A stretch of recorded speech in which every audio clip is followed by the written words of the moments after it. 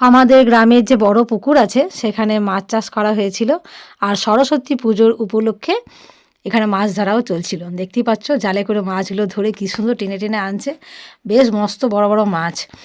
তো এই মাছ যখন ধরা চলছে মানে আমাদের গ্রামের প্রত্যেকেই কিনেছে, আমাদের গ্রামের প্রত্যেকের জন্য দামটা কম ছিল, খুবই কম, মানে 150 টাকা কেজি, যেটা বাজার দর অনেক বেশি দেশি মাছের, তোমরা জানো ভালো করেই। 2 কেজি 2.5 কেজি হলে মাছের দাম কত যাচ্ছে সেটা তোমরা ভালো করেই জানো।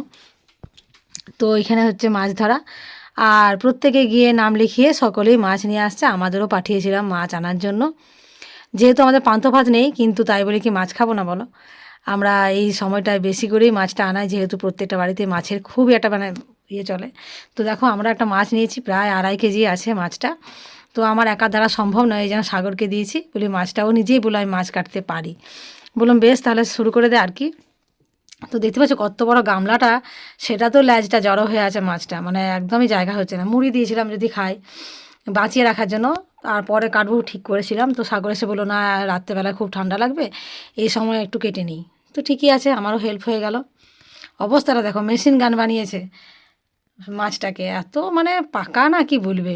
তো যাই হোক, এই মাছ কাটা তো আমার সাধ্যের বাইরে। মাছটা কেটে তারপরও স্নান করতে যাবে, ওই জন্য ভালো করে মাছটাকে গায়ে গায়ে যেদিকে লাগছে কোনো ব্যাপার নেই ওর। তো আঁশ ছোলা হয়ে গেছে, এবার মাছটা পিস পিস করবে, তারপরে আমরা গরম গরম কয়েকটা ভাজা করে খাবো। তো আমার বটিটা অবশ্যই ছোট, মাছ কাটার উপযুক্ত নয়, তার মধ্যে কেটেছিল। আর এই যে মাছ ভাজা চলছে, আর সবাই বাটি নিয়ে লাইন দিয়ে বসে আছে, মাছ খাবে এখন। তো চলো আজকের ভিডিও কেমন লাগলো অবশ্যই জানিও।